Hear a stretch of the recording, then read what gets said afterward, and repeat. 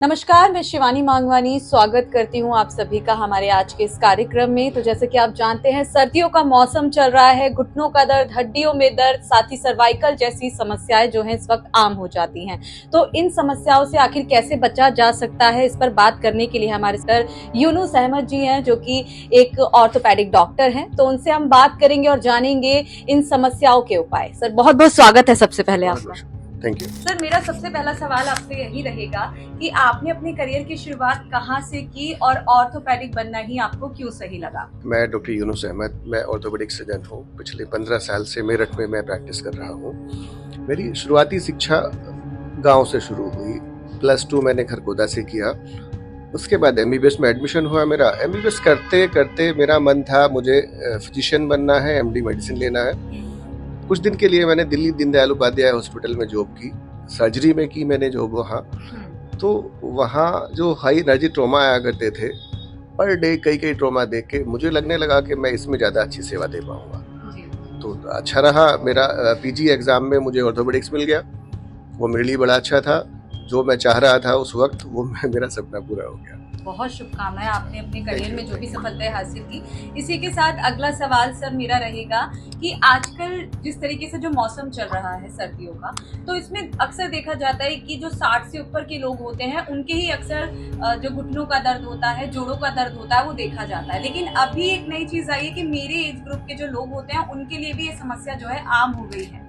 तो इसको लेकर आप क्या? ओल्ड एज में जोड़ों के दर्द सभी को होने लगते हैं। जिनका स्वास्थ्य पहले से बड़ा अच्छा है उनको थोड़ा और लेट शुरू होता है। पर जो अब का सिनेरियो है, इसमें अगर हम बात करते हैं, जो कम एज वाली बात आप कर रहे हैं, तो जो आजकल का हमारा खान पान है, जो इतना ज़्यादा मिलावट खाने में है।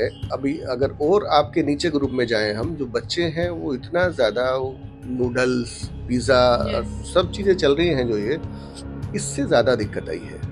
उसमें तरह तरह के कलर्स हैं, वो इतने सारे केमिकल्स डाल दे रहे हैं, वो हड्डियों को, जोड़ों को बहुत ज़्यादा नुकसान दे रहे हैं। वो एक बड़ी वजह है। पहले ये सब नहीं था। पता चला 5 बीघा का खेत है और उसमें कुल 1 क्विंटल गेहूं का उत्पादन हो रहा है। अब उससे बहुत ज़्यादा होने लगा। यूरिया क्या क्या डाल रहे हैं उसमें।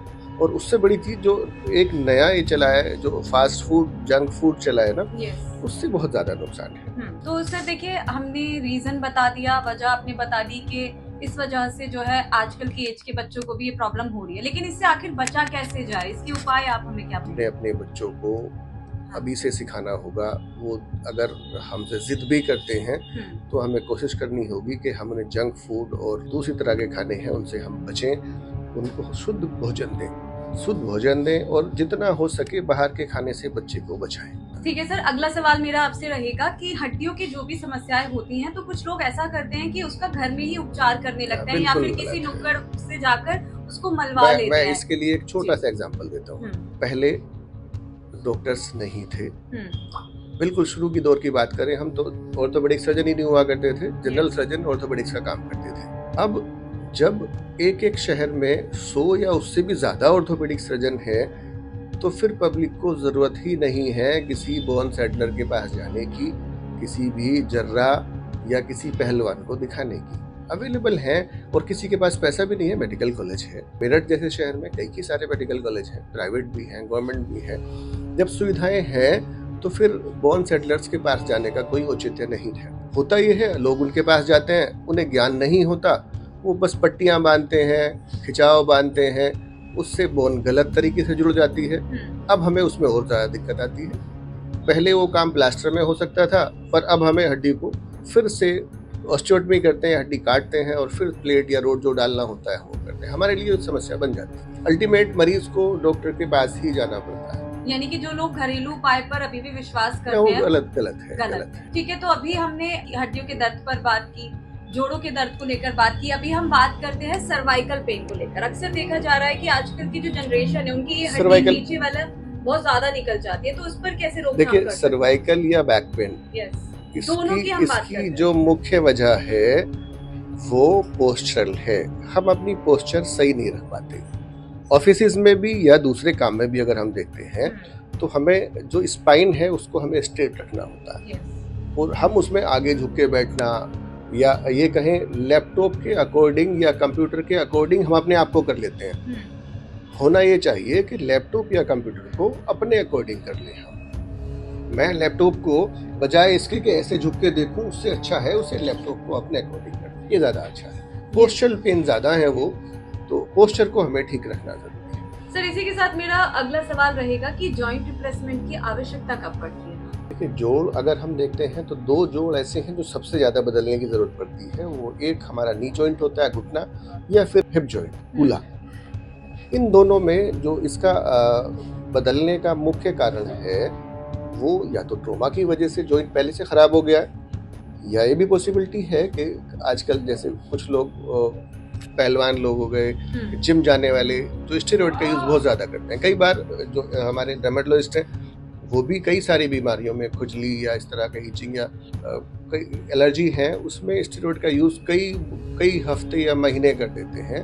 तो वो एक समस्या होती है। उसमें हड्डी की जो बोल है वो सूखना शुरू होती है, और फिर हमें इतना वो सूख जाती है, ग्रेड 2 के अबव वो चली जाती है, हमें रिप्लेस करना होता है उसे। या फिर दूसरे कारण भी हो सकते हैं, टीबी हो जाए किसी को, ट्यूमर हो, और भी कई सारे कारण हैं उसके।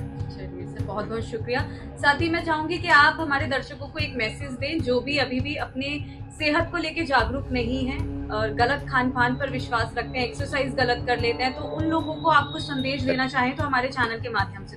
अच्छा, स्वास्थ्य रखने का सही तरीका है कि हम वक्त पे सही खाना खाएं, जंक फूड और फास्ट फूड से बचें, धूप में 1 घंटा या उससे ज़्यादा बैठें हम, दूध और दूध से बनी हुई चीज़ें लें ताकि हमें विटामिन डी और कैल्शियम सही मात्रा में मिल सके, और रोज़ चाहे हम 15 मिनट एक्सरसाइज करें, वर्जिश हम ज़रूर करें उसके लिए, ये सबसे ज़रूरी है। चलिए सर, बहुत बहुत शुक्रिया अपना समय हमें देने के लिए। डॉक्टर यूनुस थे हमारे साथ, जिन्होंने हमें काफी महत्वपूर्ण जानकारी दी।